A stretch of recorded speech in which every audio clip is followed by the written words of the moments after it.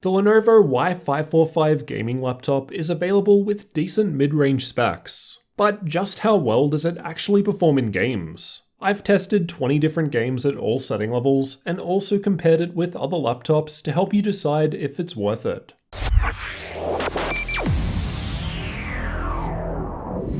The configuration I've got has an Intel i7-9750H CPU, 85W NVIDIA RTX 2060 graphics, 16GB of memory and dual channel, and a 15.6-inch 1080p 144Hz screen. It's also available with different specs too. You can find examples and updated prices linked in the description.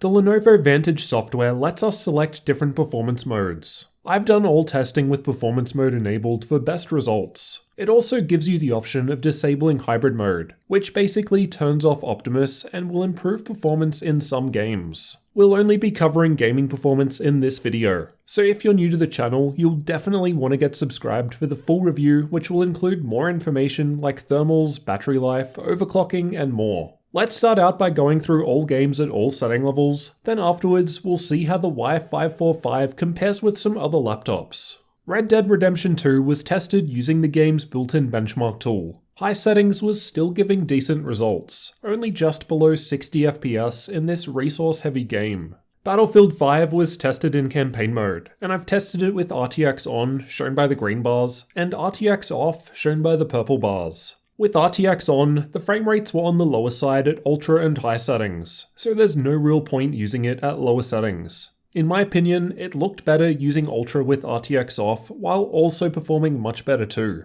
Control was also tested with and without RTX. I used the highest RTX settings and the results weren't great regardless of setting level, although it did look nice. I'd prefer the much higher frame rates with it off though.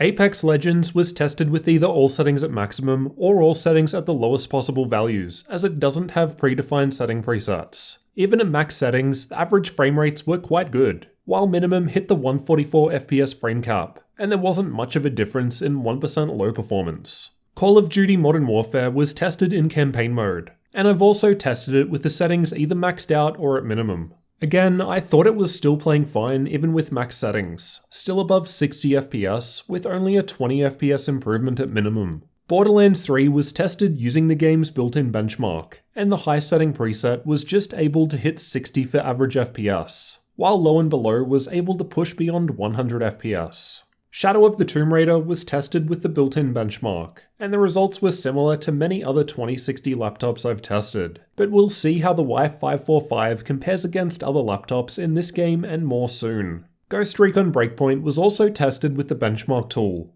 and ultra settings were needed to average 60 FPS in this test. However, the 1% low was quite a bit lower comparatively, so a little lower would probably be a good sweet spot. Fortnite was tested with the replay feature, and as a less demanding game, epic settings was almost able to average 100 FPS, while high settings was closer to the refresh rate of the screen, with now 100 FPS for the 1% low. Overwatch is another less demanding game and was tested in the practice range. Again, even with the epic setting preset, the average frame rate is quite high. The 1% low was well above 100 FPS, and even the average wasn't far off the screen's refresh rate. CSGO was tested using the Uletical FPS benchmark, and the results are much better here when compared to most other laptops with similar specs due to the option of disabling Optimus. Every time I test this game with a laptop that only uses the NVIDIA GPU without Intel GPU getting in the way, the performance is way up. Dota 2 was tested playing in the middle lane, and there was hardly any real measurable difference between the different setting levels, let alone one you'd practically notice. So might as well just play with all settings at max.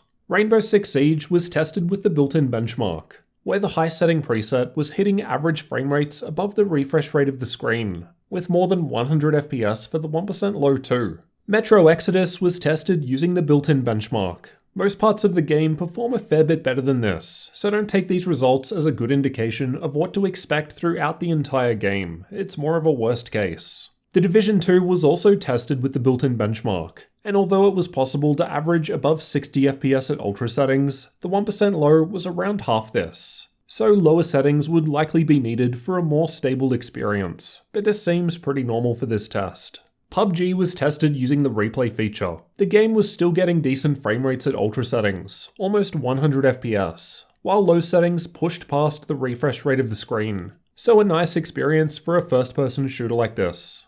Assassin's Creed Odyssey was tested with the built-in benchmark, and as a resource-heavy game, the frame rates weren't that high with the higher setting presets. But this is pretty standard for this game, and it doesn't need super high FPS to play. Far Cry New Dawn was also tested with the game's benchmark, and the results are pretty similar compared to most other i7-based laptops that I've tested on the channel. The Witcher 3 was playing alright at ultra settings. However, there was a decent improvement just by playing with high settings, and I think the game still looks pretty good at high anyway. F1 2019 was tested using the game's benchmark tool, and although max settings had decent average FPS, the 1% low performance was down substantially. However, stepping down just one level to high increased performance significantly. Let's also take a look at how this config of the Lenovo Y545 compares with other laptops. Use these results as a rough guide only, as they were tested at different times with different drivers. In Battlefield 5, I've got the Y545 highlighted in red near similarly spec'd machines. It's a little ahead of a couple of other RTX 2060 laptops I've previously tested. However, the MSI GE65 was noticeably higher. However, that one is overclocked by default and also has a higher GPU power limit of 90 watts. These are the results from Far Cry 5 with ultra settings in the built-in benchmark. The results were similar to the last game, where it was a little ahead of the Triton 500 and Scar 2 with same 2060 graphics below it. And again, the GE65 was out in front, but still not quite as good as the Helios 300 with lower specs, as that's tuned very well out of the box. These are the results from Shadow of the Tomb Raider with the built-in benchmark at highest settings. Similar to the other two games, it was a little ahead of the two 2060 machines below it, but not able to get close to the GE65, which was performing very well for a 2060 based laptop. Overall, the performance wasn't that impressive considering the RTX 2060 graphics. I tested the Y7000 with GTX 1660 Ti just before this one,